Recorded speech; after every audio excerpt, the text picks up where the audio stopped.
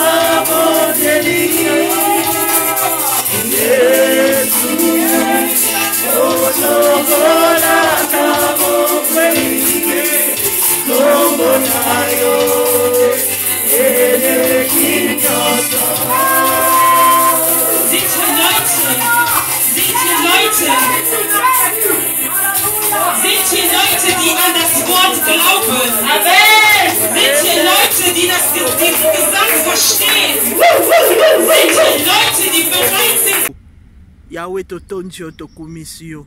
O bayebi yo te bayeba yo. O babungi nzela na yo Dieu de gloire. Saint-Esprit kutama na bango. Ete bazongela lisusu oyo ezali nzela na yo. Oyo balembi Yawe telemisa bango, fortifier bango. Ete ba continuer lisusu marche. Lolenge Psaume 23 ekomami nango. Même na vallée de l'ombre de la mort, Psaume 23, 4. Oh, je marche. Dieu de gloire tika eto telemisa bana na yo papa. Oh, ba s'arrêter. Ete ba continuer marche. Dieu de gloire pamba te nzele za molai. Zwa na yo lokumu papa. O nan bazui baptême te Seigneur. Saint-Esprit kutama na bango. Ete ba yeba na kozwa baptême. Po ete ba kufa na Yesu. Ba sekwa na Yesu Dieu de gloire. Solo ete elangezali monene. Basali baza moke. Yawe tinda basali. Katikati nelanga na yo. Okumbama yo sanjolama oza malamu Dieu de gloire. Kombo no ekumbama enetolama pona libela na libela. Na kombo kitoko Yesu Masia. Oyo za kosala biso ngolu. Kombo no ekumbama enetolama. Au nom puissant de Jésus. Merci Seigneur Jésus.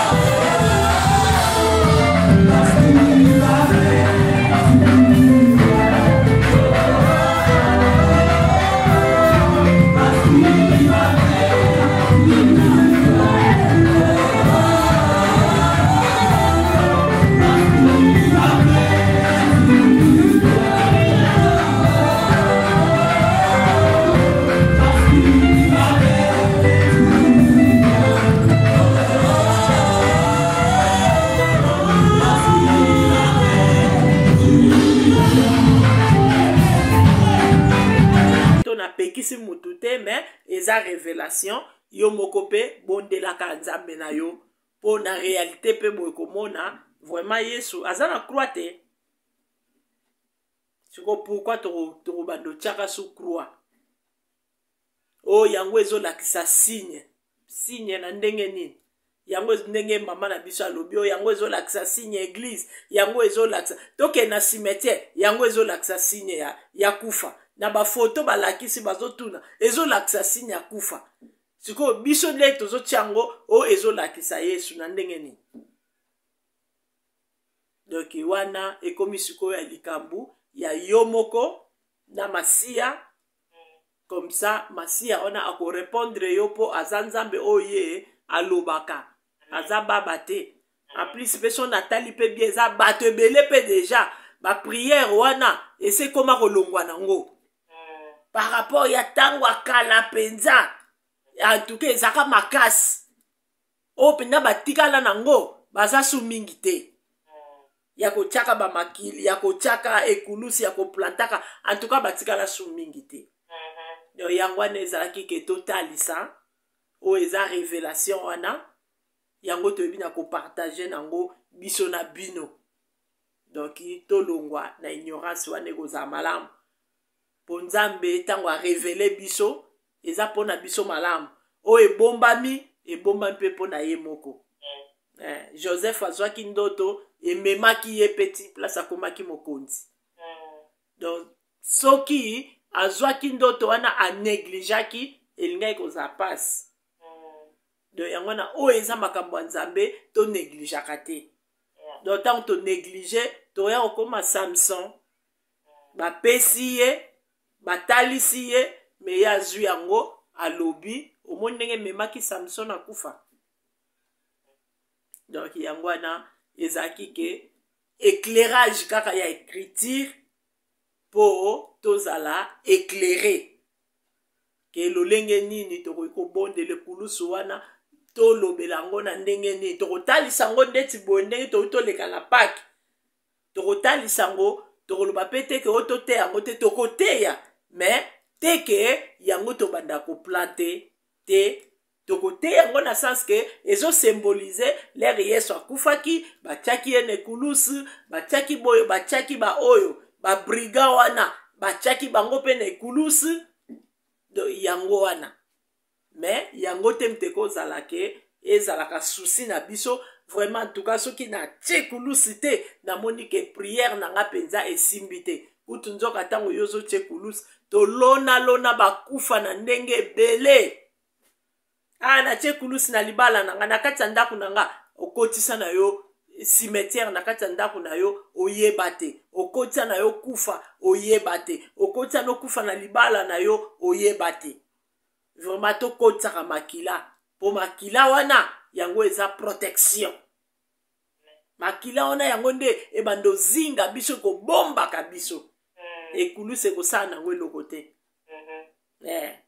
oyo batiaka yango kasi omoni te kesaka ni mpona ni ebundaka te do eza nango kaka nzete tuka mpo kozwa nzete yango otiango na furu osaleli yango mapa na yo tuka mpo kotia na yango na kamine ale komsa mpo oyotela no moto ekozala malamu vraiment wana ezalaki kaka ke mpo totalisa oyo ezalaki révélation wana mpo tolongwa na kati ya ignorance nzambe mpenza asunga biso akontinue toujours kolongola biso mpenza na baignorance na baoyo toyebi te donc alongolaka biso nango ekozala mpenza malamu mingi donc soki tokomi wana vraiment mama Clara nzambe apambola yo vraiment mpe apambola moko na moko nyonso oyo akoyeba kolanda mpe oyo akotia na misala vraiment nzambe apambola biso banso bye bye oyo biso atikala susu na ekulusi te asa sekwa aza na bomoi donc yango wana esengeli na biso toyeba lolenge nini tokoki kobondelaka ekulusi vraiment donc toplantaka te nakangami na moto te to napekisi motu te mais eza révélation yo moko mpe bondelaka nzambe na yo mpo na réalité mpe boye komona vraiment yesu aza na croix te ekulusi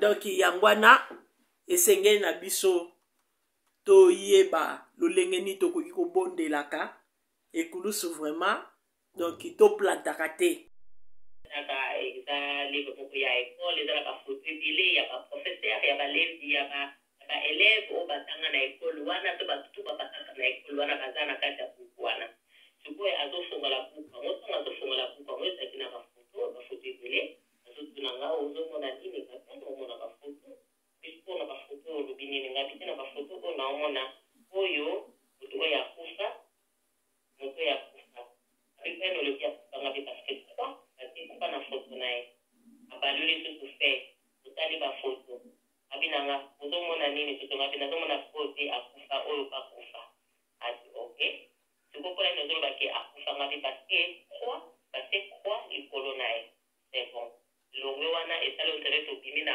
nzela tozalaki na nzela moko ya molai tozokende na nzela moko ya molai nde nazokuseke mpe ezali teke motu moko alata pembe soki ndenge nini doki azalaki motu moko nakoki akokanga elongi na ye te me azalaki doki koloba na ye ezalaki na kimia nyonso donki nazalaki na kobanga te kenda mituna oyo nani azosola nanga donki ezali vraimen donki motu moko azosola nga na kimia tu donki azotuna nga nazorépondre azotuna nga nazorépondre azobakisa te azolongola te donki ntango tokoti na nzela na ya molai abi nanga nini ozomona namoni lopango moko ya monene bakutira na ante ya lopango yango na likolo eza na croix yango na pe eza cimetière kasi mpo nini olobi ke eza cimetière wana binabi ke eza cimetière parce que eza na croix na likolo yango eza cimetière c'est bon ezalaki juste ezalaki mpe cimetière elongo wana ntango elongo wana na susu moke na bongi na lamuki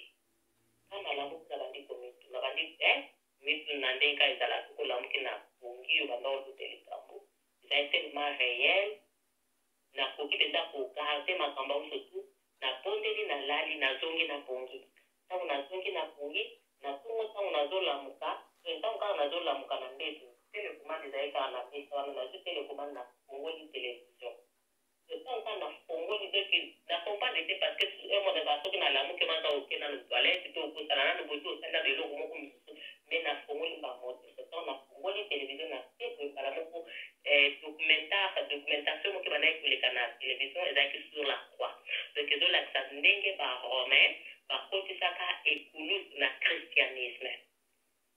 Donc bandi kotala yango donc bandi kolakisa reportage yango ndenge babandaka koboma bato mpona baimpose signe oyo ya croix epai ya bato oyo babengami neti bakrete to baoyo bazondimela nzambe. Donc bamosusu banda mpenza koboma bato soki baye na mboka na bino bolingi kozwa esigne ya croix te, bolingi signe ya croix te na ville na bino to bolingi kozwa ngo te na bachenete to na basigne ndenge bandai kozala soki bazobomaka mpenza bato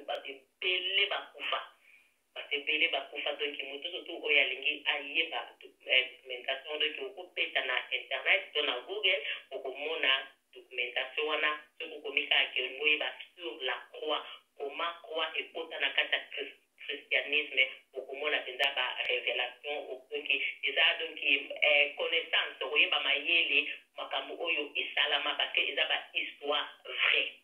Donc kana bandotala yango na yo omona donc likambo kokamba na kambo ke na Allemagne ezalaki na ville moko na kota baya kombo na ngiminga mamboka moko ya moke ezalaki na bato moko na bato ya ville na balingaki kozwa signe wana ya ekulusu te babana mpenza koboya yango me ti bayokanga lider ya groupe wana bazwaki signe wana ya ekulusu bapetaki ye na maboko mosusu bapetaki yango na elongi. Donc ezalaki vraiment mpasi ntango natalaki yango esalaki mpenza mpasi na mitungisi ngana kibandaka na tokanisaka esili signe ya croix eza signe ya malamu nzoka eza signe ya kufa neti ezomema liwa ezokoporte liwa. Donc bandeko na ngai kati na yesu masiya toyeba yango ke bien sûr ke yesu azalaki crucifié kokufa ya yesu ezali réalité kokufa na ye ezali mpe réalité. Mais bible ezali koloba na biso ete les vrais adorateurs adoreront le Père en esprit et en vérité. Amen. Biso bana na nzambe toza na posa te toplante ekulusu na kati na ndako na biso mpona ete tozala protégé. Donc au contraire ntango ozali koplante ekulusu ozali koplante malédiction ozali koplante kufa na kati na ndako na yo ozomona parce que bible dit ke yesu amekomisaki malédiction mpona biso yango babakaki ye na libaya. sikoyo libaya oyo babakaki yesu ozali kosymbolize malédiction yo ozwi libaya wana obaki yango oplante yango na kati ya ndako na yo ozwi libaya wana oplante yango na kati na église ezali koporte nini. Donc bible ezali kopekisa idolatrie tolongola baidolâtrie na kati na bandako na biso na kati na baeglise na biso. Donc à partir ya wana ntango natali reportage wana natali na révélation oyo nazwaki nalobi non c'est Dieu qui parle avec moi. Amen. Napengaki mama na biso Béatrice bana kokamba biso na révélation tokambaka biso na révélation napesi ye révélation na donc ntango napesaki mpena donc ayambaki yango mbala moko. Donc depuis mokolo wana tolapa ata toke esika toyoki toplante kulusu biso wana mpenza loba toplante makila na yesu. Amen. Makila na yesu yango eprotegeaki bana Israel na Egypte. Makila ya meme kutu eprotegeaki bana Israel na Egypte. Bongo makila na yesu oyo ezokanga koleka makila ya Abel. Donc c'est na place ya ekulusu tokoplante toki kosopa makila na yesu na bandako na biso kosenga makila na yesu ekouvrir biso parce que makila wana yango wana etangaki. Donc na ekulusu eloko toki kozwa eza makila oyo etangaki mpo yango wana nde prix oyo yesu afutaki mpona biso. C'est ça prix oyo yesu afutaki mpona biso non ke tozwa ekulusu place babakaki yesu tozwa toplante yango. Bandeko na ngai toza bamama toza na bana eske soki un jour ndeko na yo moko babomaki na eloko wana eloko wana babomelaki yango mwana na yo okozwa eloko wana okomisa yango otiango na kati ya ndako na yo otalaka yango mikolo nyonso? Je ne crois pas parce que nga nakosalela yango te. Alors ekulusu esika nzete oyo babakaki yesu komanga nazwa nzete wana na yakokosa yango na ndako. bandeko nanga antuka ntango natalaka likambo wana ti lelo natalaka mpenza de jeunesse ntina mokanda ya Malachi natiki na Saint Testament nyonso nasili komona te makambo ya ekulusu. Natali mpe kobanda na Matthieu ntina Apocalypse. Oui, natangi sur la crucifixion de Jésus.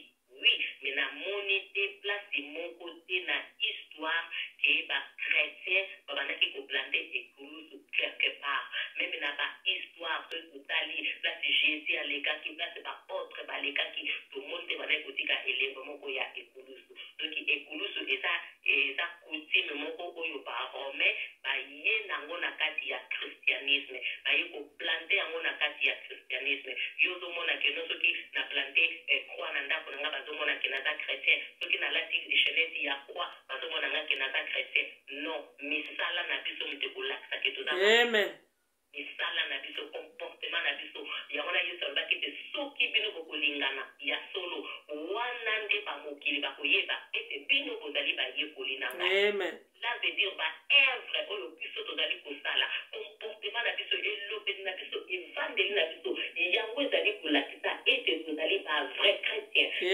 yesu alobaki soki maloba na ngai ekovanda kati na bino mpe bino bokovanda na kati na maloba na ngai wana nde bamokili bakoyeba ete bozali badisiple na ngai wana nde bokozala ya solo badisiple na ngai soki bible di ke bokoyeba verité kokangola bino donc vérité eza kaka na makomi na nzambe eza na barévélation oyo saint-esprit azopesa biso na confermement na makomi na nzambe osa moko ye akotondisa na nguya mpe na ye mosantu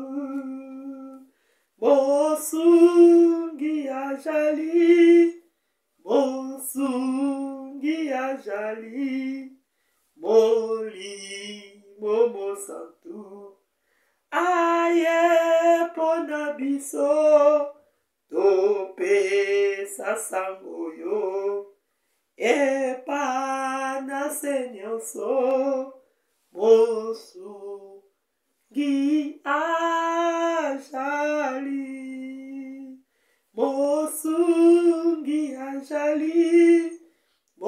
mosungi ajali molimo mosantu ae pona biso topesa sango yo epai na se nyonso mosungi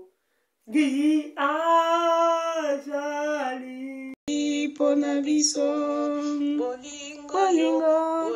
bolingo ya masia apesi bomoi bolingo ya masia naye kulusu makila matangaki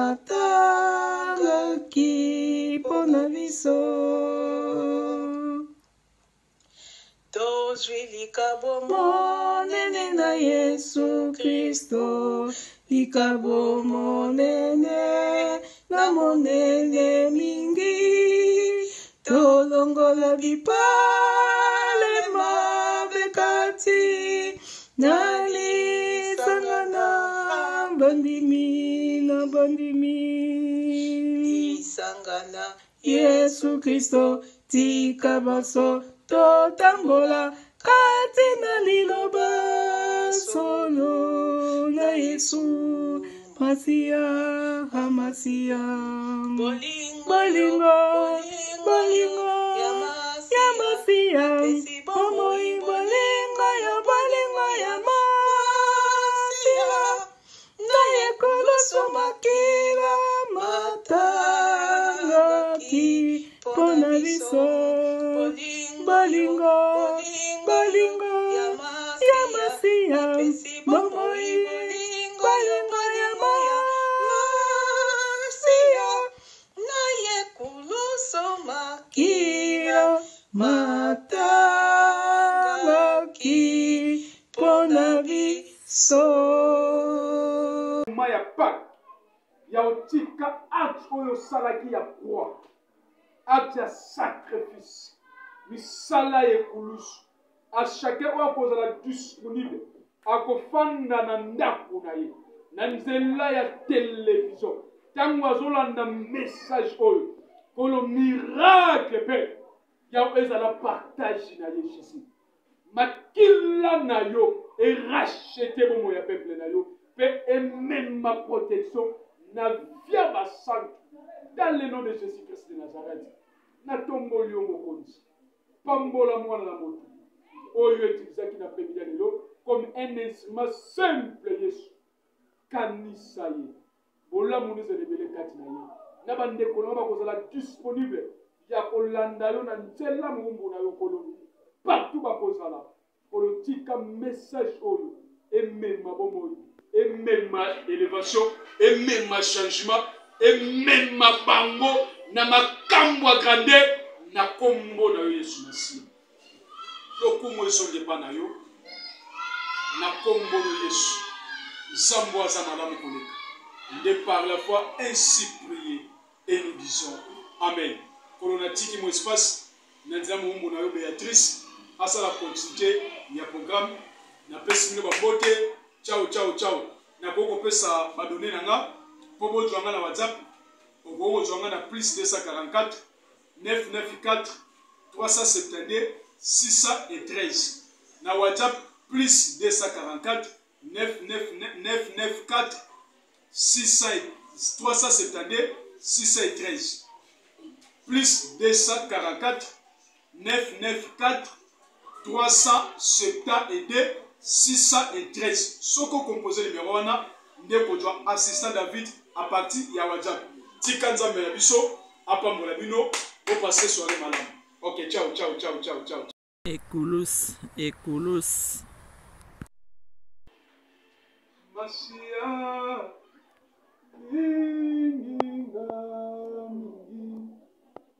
tikana, yemela yenze moyo, akufe la kinga yina yekurusu, na yonde na zwilo biko, toyema masia, masia, Yinga, oyenda bolimwa solo tikana, yemela yenze boyo Jésus, akufe la kinga yina yekusu, na yonde na zwilo liko. Père, na pesio merci. Zambo pesa ki bisota convenable. Kolo toyoki yo shama. Toyoki yo peine de vie. Zambo ayebi koloba. Olobeli biso à travers assistant na yo David. Tika maloba ya après-midi oyo. Kolo et transmettre bon mot. Et pesa biso vie. Et pesa biso boye, petosa délivré, petosa sauvé, petosa libre cet après-midi à travers ton message. Na kombo na yo Christ Yesu. Papa malobane bimaka pamba te shilo. Tika eba na ko sala ni sala na mona fe peuple na yo. Na kombo na yo Christ Yesu. Ndenge tozo fêter Pâques Yesu. Moi, il y a avril, ça, la langage à Pâques. Zambo ndimaki ozala le véritable pâté. On ndimaki opesabo moinayo na moma ya Pâques. Ya otika acte oyo salaki ya croix. Na kati Égypte, Makila, là où le sang a fait les rachats et racheté le peuple Israël. Mais les mêmes mystères Makila, Nakati ya jardin d'Éden, et chassé Moutou. Et Bengani Adam. Il n'a pas ce professeur de chrétien. Et ça, les mêmes mystères, il y a chiffre 70. Et ça, ma gamona kolobela na enseignement na moto kubanda. Tant on retient Sabiso, continuité comme les 12 tribus d'Israël. Et ça, les mêmes mystères, il y a chiffre 70. Nzambe a retranché 70 ans. Nakati ya vie à Adam. pour 1000 ans égale unité de l'homme. Tant nous sommes basés Adam, na kati ya jardin de Dieu, fallait Adam à ça 1000 ans. Mais Nzambe a retranché 70 ans. Adam a ça 930 ans. Adam a ça 930 ans. C'est-à-dire 1000 ans Nzambe égale un jour. Adam a vécu un jour. Na mukileux. Na sama belé a vécu un jour. Adam a vécu un jour. Pour 1000 ans Nzambe égale un jour. C'est-à-dire Adam a ça 930 ans. Au lieu de 1000 ans Nzambe retranché 70 ans. Mais les mêmes 70 na kati ya Égypte et puis sa vie na langage à multiplication pour bakoma ba tribu d'Israël. Et ça makambo na kolobela na mois ya 5e mois. Pour na kota tsabiso comment bakoma ki les 12 tribus d'Israël. Et ça les mêmes mystères. Makila d'Égypte et a racheté peuple wana. Mais les mêmes mystères Makila, la carte à jardin de Dieu et chassé l'homme. Et bimisi moutulibanda jardin de Dieu. Et ça les mêmes mystères chiffre 70. Ok, tant nous avons la 70 ans, na vie Adam. C'est la mort. Tant nous avons 70 ans, na vie Adam. C'est-à-dire à mettre vie na fait. Moyen de sous 1000 santé. Ok, mais chiffre 70 na carte Égypte. Na libota Jacob et puis sa vie dans la langage de multiplication. On a appelé sur avant goût. Yamakambo na lobela 5e mois tout ça n'a pas. Professeur d'écriture ya moi. Tika makila na Yesu. Oh le véritable pâté a sopaki na fête à Pâques pour na yo nanga. Aimer ma vie na bon moïna yo et protéger bana na yo et protéger misala na yo na kombo na Yesu Masia. Masia linginga mingi tikana yembela yezemboyo akufe la kinga ina yeku so na yonde na jilobiku toye masia yinginga mingi tikana yemela yenze langage asebe atatene beluki basopa makila wana na lobe tanke monoko ensemble na s'arrêter force no satanebe. Ndenge nzamba permettre yo concevoir ti mikolo na we kokoka ne yo ko bimisa lipambo ni wana makila wane ko sopa na te pone kulusu le véritable pate ya sopa makila problème na yo ya sopa yango pona bana a sopa yango pona libota na yo a sopa yango pona famille na yo tika le sande ya yo shomashia e banda ko protéger de plus. Et banda ko protéger bana na yo. Et banda ko protéger libota na yo. Makila na Yesu belebe. Ndengo mela yango na kati nsoto na yo. Et banda ko s'opérer. Malade sans espacité. Épidémie sans espacité. Coup faisant espacité. Ba mort subite sans espacité. Bébé attends l'eau comment qu'on réclame finalement. Na langage malade. À travers parole de Dieu, Nanzela makila ya mwana na pate. Tika miracle cet après-midi. Et ça la partage na yo bien-aimé. Na kombo na Christ Yesu.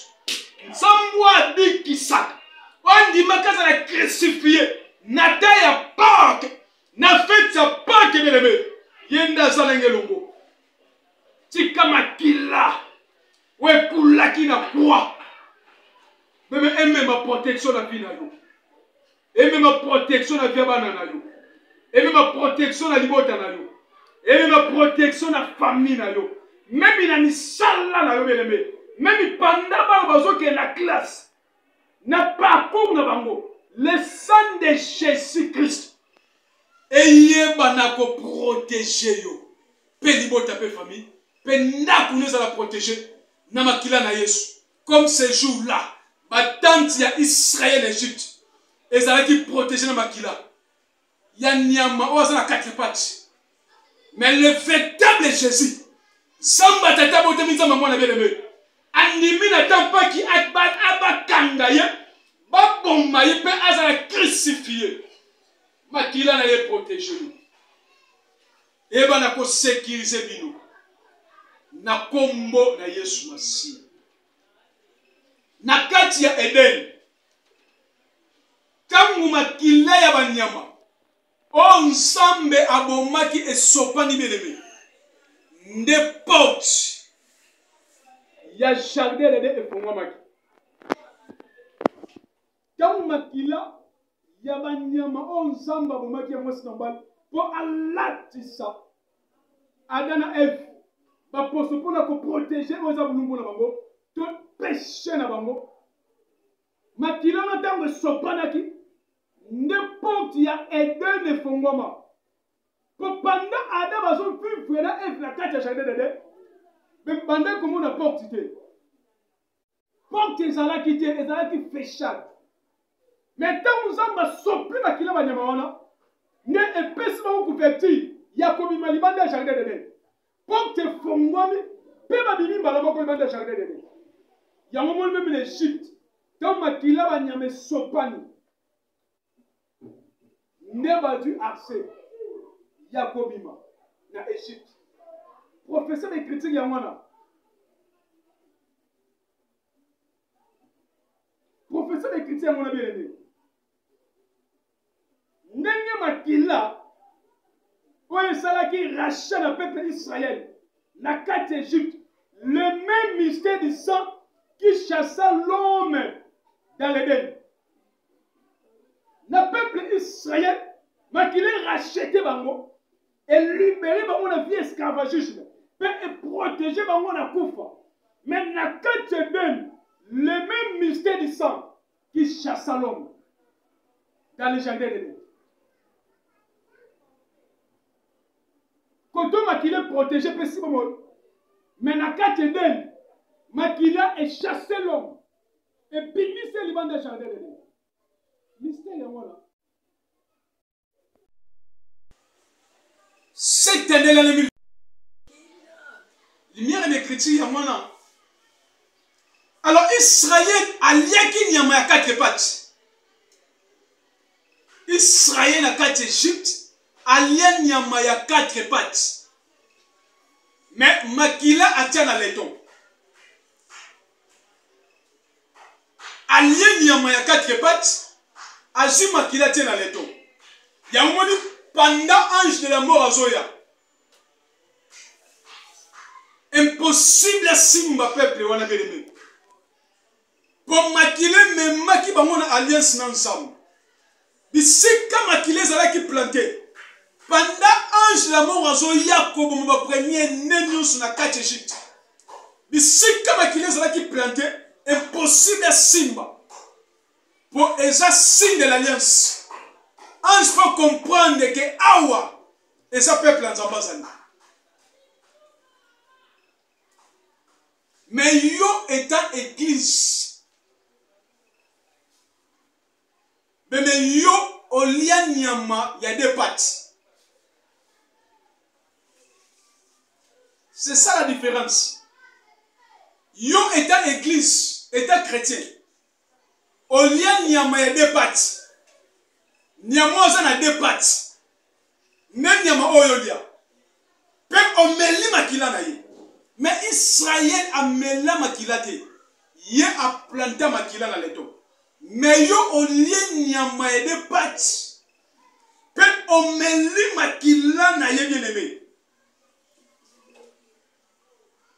Ce qui makila est protégé qui Israël. Ces jours-là na Égypte. Makila nyama oza na 4 pattes. Mais à combien plus forte raison? Na vie na yo cet après-midi.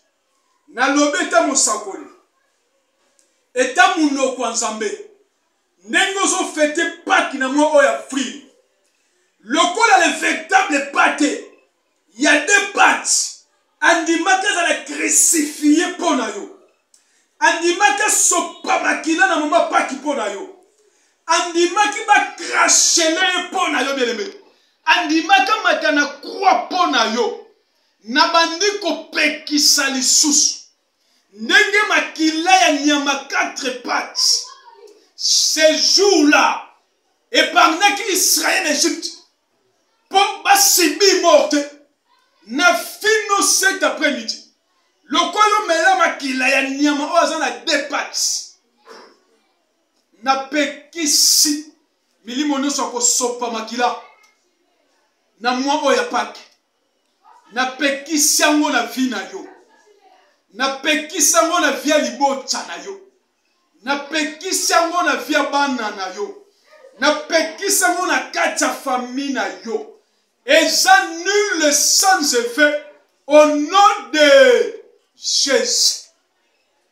Makila ya nyama 4 pattes. Loko le protéger qui Israël. Yo mela makila Yesu bien-aimé. Tika makilo yo mela. Oye rachete qui vit na yo na croix. Makilo e pesa yo momoy. Makilo e protéger ki yo. Mitambo nyonso ba accident na vie na yo. Na via ban. Na kati libot. Cette année. Na pekisi yango. Na kombo na Christ Yesu. Na kati ndaku na yo. Eza na moko ta ko sopa makila bien-aimé. Même na via bana na yo. Eza na moko ta ko sopa makila. Pour si la croix ce jour-là. Na somona le véritable pâté. Oza na 2 pâtes bien-aimé. Na kombo Jésus de Nazareth. Tangu ya mati bien-aimé. A sopi makila. Po yo na ngato za la sauver. Lokola makila ya 4 ya nyama. Oza ya 4 pattes. Et protéger qui Israël na 4 Égypte. A combien plus fort que tu makila na Yesu. Oza sopa la croix. Il y a le véritable pâté. Le véritable nyama. Oza botama na semence à moi c'est moralité. Oza né par l'esprit. Tika makila na Yesu. Oza sopa ki na ngomba Golgotha. Et même ma protection na vie na yo. Même na misala na yo. Na kati ndako. Cette année na pekisi. Makota ko sopa makila bien-aimé. Nazo le tant que mon sako na Nzambe. Makota ko sopa makila na libota na yo. Oko perde mon côté. Nengo fandi na télévision na yo. Ozolanda ngai. Ba accident nyonso tenebe ko préparer. Na moi oya Pâques. Et tant que mon Nzambe na s'arrêter. Na pekisi yango. Na vie na yo. Na limota. Na famille. Na rendre yango inopérable. Au nom de Jésus-Christ. Nyamawana o Israël. Akangaki to pate o Israël akangaki. Mais il faut vérifier. Ako kozala na tachite. Pe akoki kozala na défaute. Ok. Et ça prophétie. O Israël abandaki déjà kolobela le véritable pâté. C'est Jésus. Oza sans défaut, sans tâche. Yomoni na 10e jour Israël akangi nyama. Mais abandi ko vérifier ye. Abandi ko vérifier nyama wana bien-aimé. Akoki ko lie nyama oza na défaut te, oza na tâche te. Et c'est possible. Et ça impossible bien-aimé. Et ça langage prophétique. Bazolo bela déjà Jésus oza nyama moko sans défaut sa tâche. Et ça mystère à Jésus. Pas te oza na défaut te, oza na tâche te. Mais tant Israël a kangi nyama na 10e jour a vérifié même na 14e jour Israël a liaki nyama. A kangi na 10e jour tant a vérifié nyama. Même na 14e jour après 4 jours ne Israël a liaki nyama bien-aimé.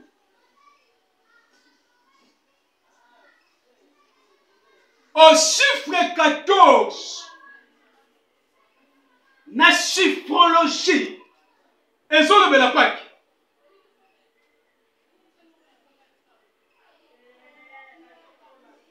Chiffre 14 na chiffrologie ezolobela Pâques. Pour Israël aliaki nyama na 14e jour. Nzambe ayebisaki Moïse que pendant Israël azolia nyama, faut alia na position à côté. Et ça dans le langage à bateau bazobima. Faut pas lier na position à côté leba. Peut ba ko lier ya kotumba. Israël a ko lier nyama ya kotumba, peut a ko lier na position à côté leba.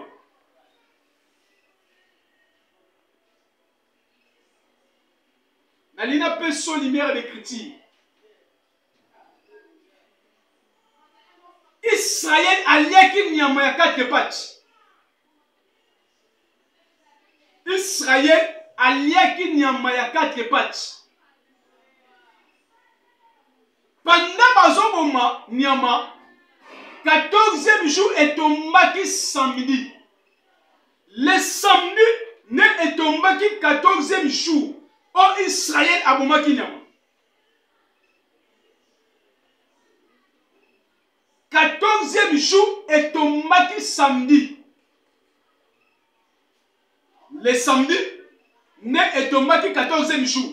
Yango Israël a liaki nyama. Nde raison église otobengi 7 mudia. Basambela ka sabata. Église otobengi 7 mudia. Bon, bah, ça me l'a le samedi. Pour ma fandi na loi tu. Cette moudi a samedi la samedi. Pour afandi na loi Moïse. Nenge Israël a liaki nyama on la samedi. Alors cette moudi a tilelo. Bon, bah, ça me l'a le samedi. Tilelo cette moudi a samedi la sabbat. Pour Israël a bomaki nyama moko la sabbat. C'est-à-dire 14e jour est tombé le samedi. Ne Israël a bomaki nyama. Yango raison 7 modia ti lelo basambela ka samedi. Mais yo état chrétien. Impossible sambela sabbat avec les. Pour biso to célébrer la résurrection. Il y a le véritable moine n'a pas été. Otika tombe vite. C'est Jésus de Nazareth. Donc, comment célébrer le séquois le dimanche? Pour nga sa Israélité. Impossible na sambe la sabbat bien aimé. Nga était chrétien était église. Na comment célébrer la résurrection? Il y a tata le dimanche. Abraham. Tangu azwa kapela nzambe. Mais Abraham a mon paradis nassé. A mon nouvelle Jérusalem na samabele.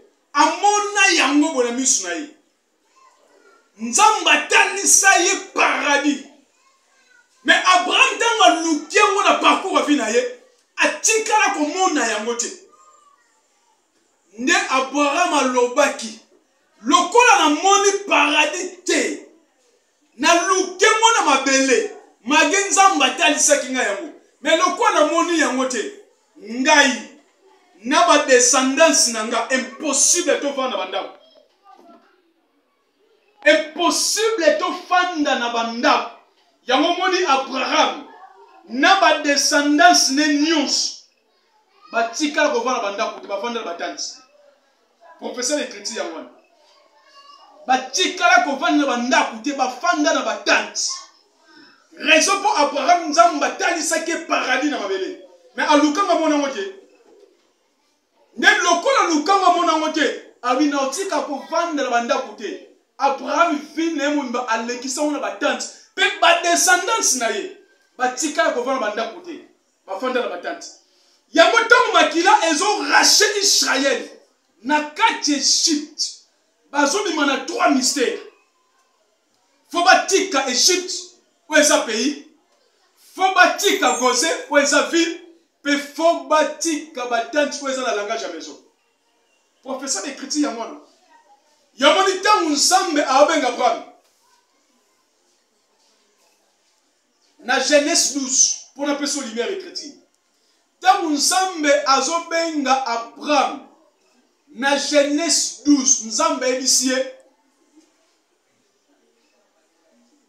va-t'en de ton pays et ta patrie et la maison de ton père. Habite tika mboka na yo, tika patrie, pe ndakwa tata na yo. Appel ya Abraham tango zo kota na Genèse 12, ezo kota na 3 mystères. Les mêmes mystères on zamba bimisaki Israël, pe les mêmes mystères on zamba bimisaki Abraham. Abine va-t'en de ton pays, de ta patrie, petit kanda kwa tata na yo. Abitika pays na yo, bimana ville oyo sali, pe nanda kwa tata na yo. 3 mystères. Yango nzamba bimisila Abraham, pe les 3 mystères, yango nzamba zo bimisa Israël. Na kati Égypte. Professeur d'écriture yango na. Les 3 mystères on nzamba bimisila Abraham. Na Genèse 12. Va-t'en de ton pays, ta patrie et la maison de ton père. Tika pays, tika ville. Quand on parle de patrie, et sa ville. Tika pays, tika ville, petit kanda patata na yo. Les mêmes 3 mystères. Yangon zamba bimisila Israël na kati Égypte. Faut atika Égypte où ils ont la langage à pays. Faut atika Gosé où ils ont ville. O bavandaki pe fo batika batante ou eza na langage ya ba maison. Les mêmes mystères on zamba bimisaki Abraham et les mêmes mystères on zamba bimisaki ba descendant na ye na kati Égypte. Na 3 mystères wana. Oh Israël bien aimé na kati Égypte. Akangi nyama na 10e jour. Mais bakoki kolia nyama te sans que ba vérifier.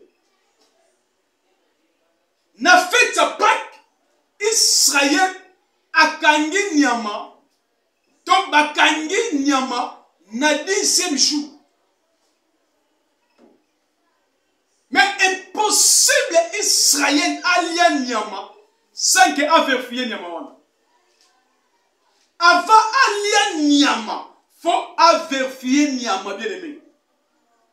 Yamoni Israël a kangi nyama na 10e jour. Mais abandi ko vérifier pendant 4 jours. Pour nyama wana face à la sans défaut sa tâche. Jésus a zoye bisa ba disciple. Ali bolian soto nanga. Pe bomela makila. Na kati ya Eden, tangu nzamba zo bomanyama, meme adi poso abombi bulumwa Adana Eve. Pour na ko couvrir péché na bango. Mais yo étant église, meme fo oliande nzoto. O nzoto Jésus bande kolobela, eza propre corps na ye. Jesus Christ. Nzoto Jésus a le bien aimé. Et sa propre corps na ye. Yamoni lelo na l'église to ça la service il y a 7 scènes. Faut que ça la service il y a 7 scènes. Il y a 7 scènes. Et ça service to ça la pour qu'on reconnaître parcours ya maître na biso Jésus. Il y a to ça la service à 7 scènes. Ok, Jésus a yebi sa ba disciple. Abi oya koya nzoto na ngako kufa je. Abi oya koya nzoto yo ye akokufa te. Azo yebi sa ba yuda boy.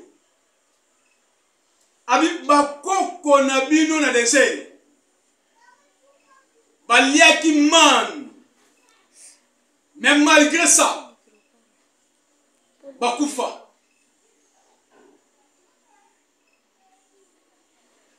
Alors bakoko na bino na désert, balia man. Mais bakufa. Mais oya ko lia nzoto nanga.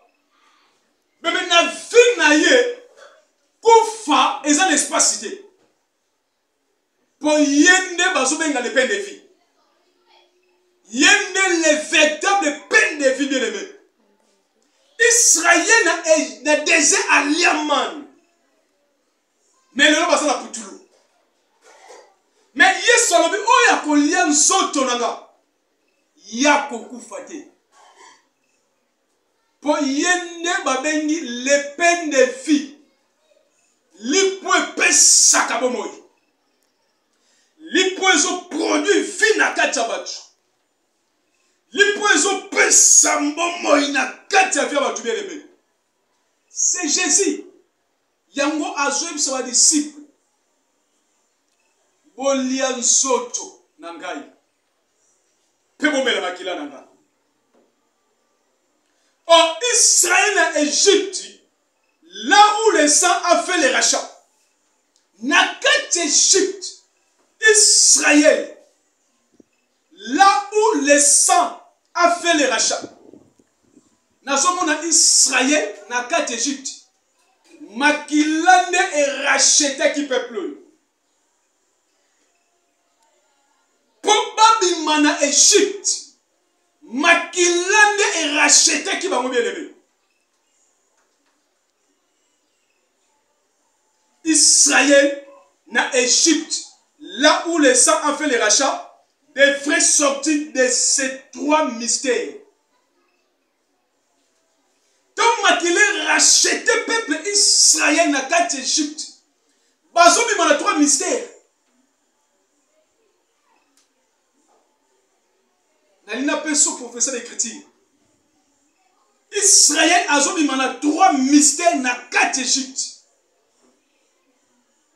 Azotika pays où est Égypte. Azotika Gozen où est la ville où va fandaki. Pe azotika ba tente où est la qui bandako bandeko fan. Tant nzamba zobimisa Israël Égypte na trois mystères bien aimés. Atiki Égypte, où est le langage à pays? Atiki Gozen, où est la ville? Babande Kofanda. Pe Atiki Batante. Où est le langage à la maison? Nalina peso professeur d'écriture. Mon pesa malitoy. Pourquoi Israël Atiki la Kofanda banda koute? Balekisa vie na bango na sabatante. Tangu Abraham Nzambe abengiye. Eza banyama wana mibale bango bayake pa Nzambe. Bazalaki ya mwesi nombali. Baye po Nzamba boma bango. Bazalaki faible. Baboyaki monde to mokili eboma bango. Mais banyama wana mibale baye pa Nzambe. Po Nzamba boma bango. Bebe tangu Nzamba zwi banyama wana mibale, Nzambe abomi bango. Oh, eza mystère il y a des hommes. Eza mystère il y a des hommes. La ligne peut son professeur d'écriture.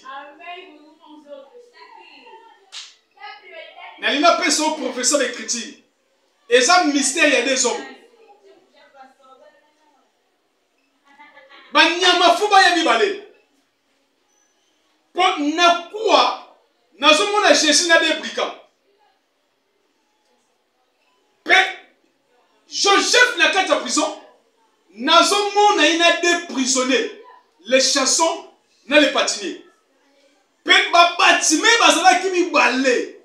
Mais Bible elobelaka batime imoko. Professeur d'écriture ya mwana. Pour écriture les gens de prophétie bien aimé.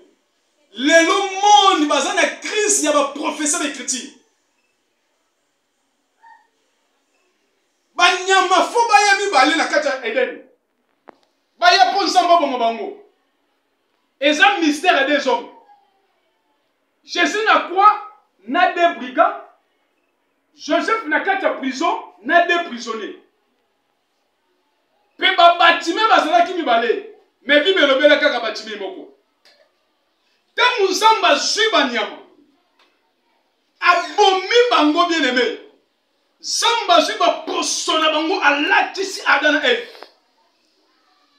Abomi nyama mobali adi poso na ye alatisi Adam, mais abomi nyama mwasi adi poso na ye alatisi Eve. Opanda makila banyama nzamba bomaki ezo coulé. Ne livre de vieux fongwa mi bien aimé. Tant makila banyama on nzamba bomaki ezo sopana. Ne livre de vie nzamba fongwa yango. On nzambe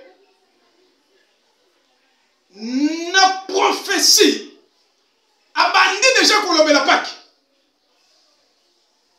Tant makile coulé livre de vieux fongwa mi nzambe na prophétie abandi déjà kolobela Pâques. Nzambe na professeur bandi déjà kolobela Pâques. Pendant makila bane bazo sopana nde nzamba fongoli livre de vie. Yango moni Israël bien aimé. Impossible d'y en Égypte. Sokali mwana na patete. Israël pour abîmer en Égypte, faut aller moins en apate. Yamona yebi sak église. Mais impossible yo lia poso. Pour nakati ya Eden, Zamba zwa ki poso. Alatisi evena Adam. Pour abomba bulumbu na bango. Pour abomba masumu na bango. Mais yo étant église, ben okolia nenzoto. Yo folia nsoto, bien aimé. Impossible yo lia poso. Pour possesser qui pona ko couvrir bulumbu ya Adam et Eve. Ou est un langage à péché. Mais yo étant église, faut on lia poso. Ya mon Israël.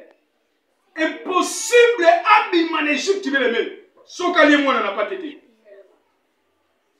Professeur des critiques à moi là. Pour Israël ça la libérer en Égypte. Mais il faut aller mwana na pas été. Ya moni Jésus. Azo yemi sa ba disciple boy.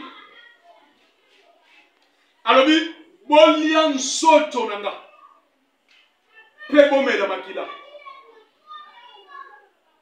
Jésus a zoyé sa disciple. Oh, Israël a zombie en Égypte. Nathan a fait sa Pâques. Israël a zombie en Égypte. Na moment bazo fêter fête sa Pâques. Oh, chaque famille, babandaki ko sacrifier to ko crucifier agneau moko na veille ya Pâques. Famille nyos na kati ya Égypte, babandaki ko sacrifier to ko crucifier agneau moko na veille ya fête ya Pâques.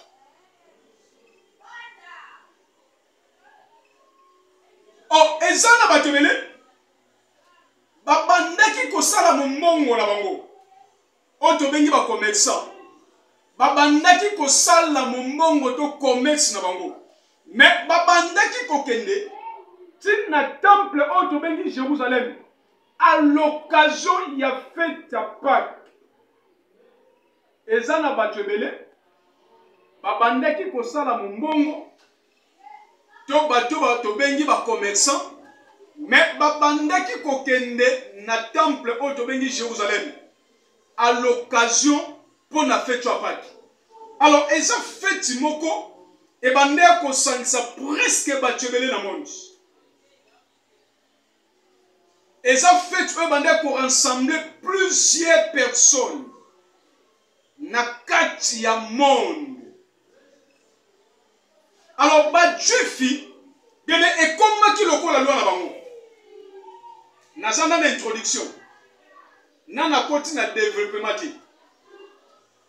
Ba juif et comme qui loi et comme qui vit pour na bango.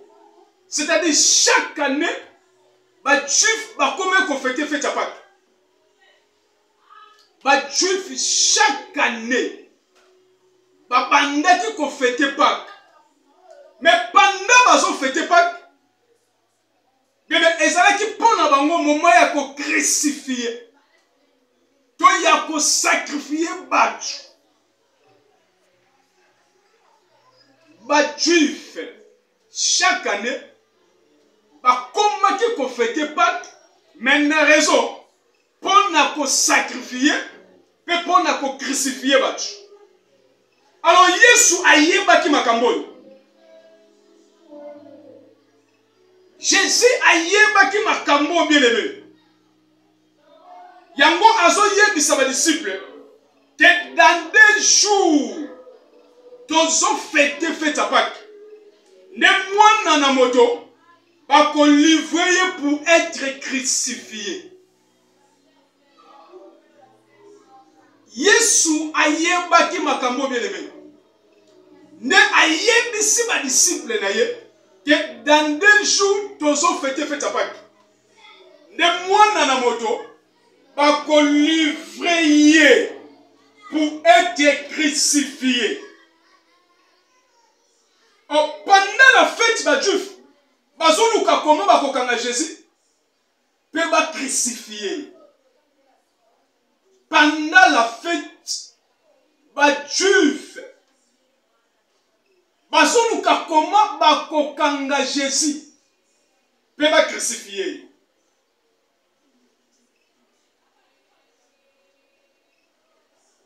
Oh, Absalomo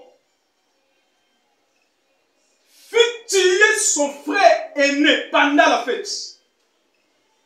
Absalomo mwana wa David azoboma frère na ye aîné Amon pendant la fête. Pe nazomona Samson fit détruire pendant la fête. Pe Jean-Baptiste pendant la fête, ne bazo kata ye mutu. Na pesaka conseil na peuple de Dieu. Beme, sepelaka na fête. Mais kolinga fête te. Sepelaka na fête, mais kolinga fête te. Pendant la fête, il y a Pâques. Ok. Tu peux nous dire merci pour appeler Sibiso pour comme malam. Et bien, il va s'attendre qu'il y a yango, mais il va y avoir une opportunité na yango te.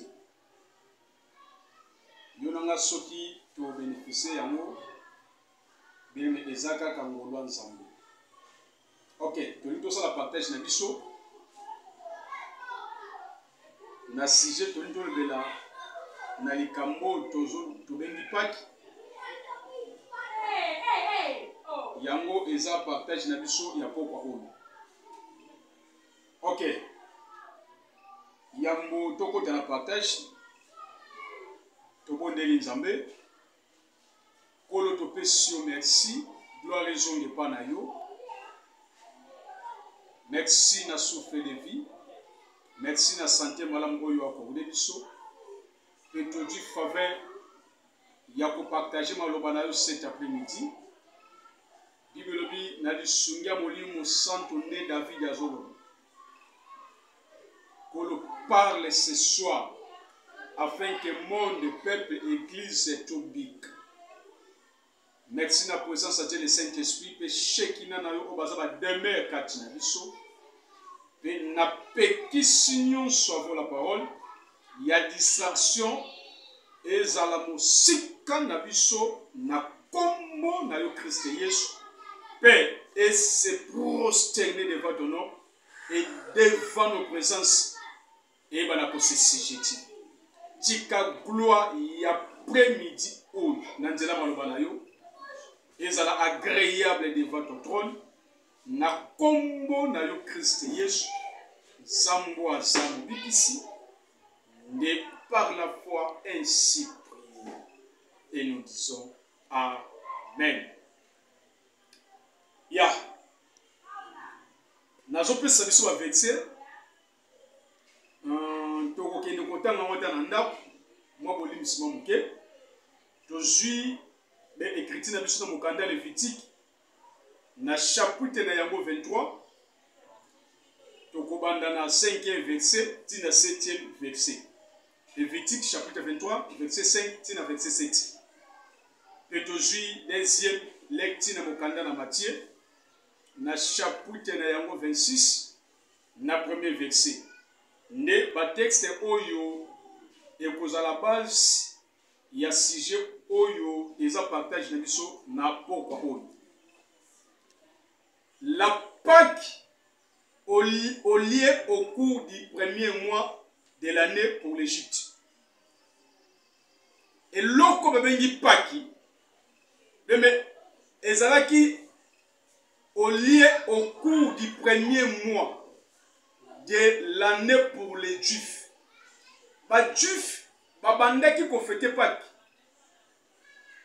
Chaque premier mois ya année. Ezalaki loi juive. Mais biso lelo tokomi ko fêter yango tozobanda ko fêter Pâques na mois ya mars ti na mois ya avril. Mais ba juif babande ko fêter yango chaque premier mois ya année. Mais biso lelo état église tozo fêter Pâques tozobanda na mois ya mars tina mois ya avril. Pâques c'est quoi? To Pâques li koloba nini? Na définition de lobi Pâques c'est liberté pour nous. Pâques ezotali sabiso liberté moko songolo. Ton langage mususu na koloba Pâques eza délivrance. Alors cette fête célébrer la sortie de la nation Israël hors de l'Égypte. Fête à Pâques. Ezotali sabiso kobima ya nation ya Israël hors de l'Égypte, libanda ya Égypte. Cette fête célébrer la sortie de la nation Israël hors de l'Égypte. Fête-toi Pâques. Ezotel sabiso lolenge Israël abimaki na Égypte to lolenge Nzambe abimisaki peuple Israël na Égypte. Or Israël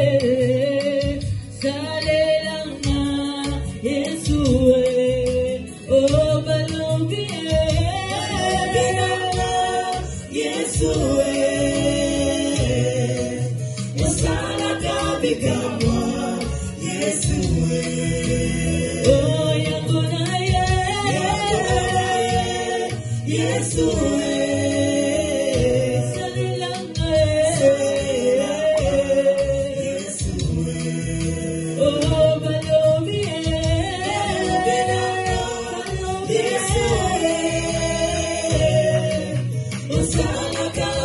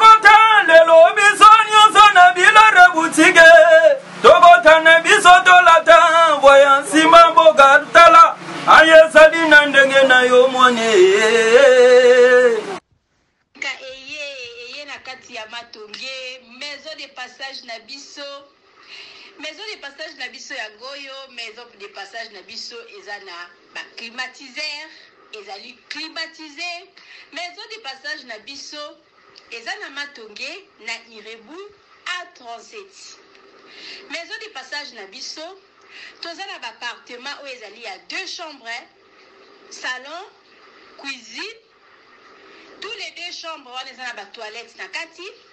Maison de passage na biso tozali na appartement oyo ezali kaka salon, salle de bain, chambre na cuisine. Tozali lisusu na appartement na biso oyo ezali appartement ya pamba lokola chambre na toilette. Toilette na oyo salle de bain na ona kati. Chambre oyo ezali ya pamba oyo ezaka na salle de bain okoyamba bapaya na yo na kati.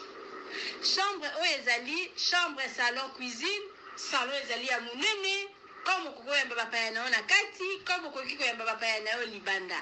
Mai na biso ebimaka kitoko. Courant na biso toza na balune ebele.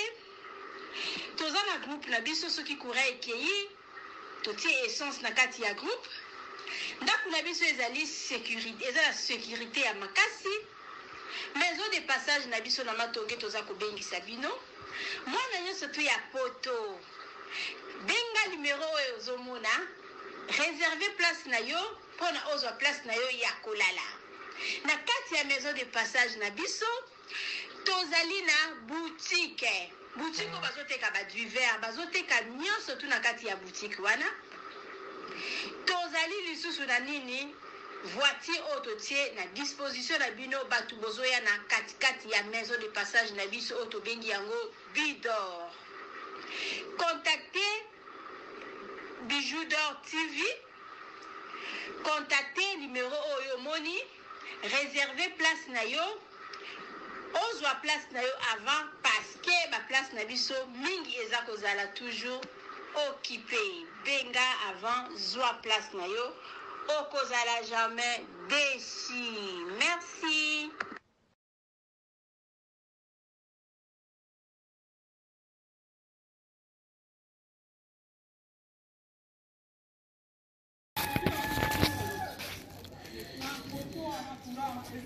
Salut, j'espère que vous allez bien.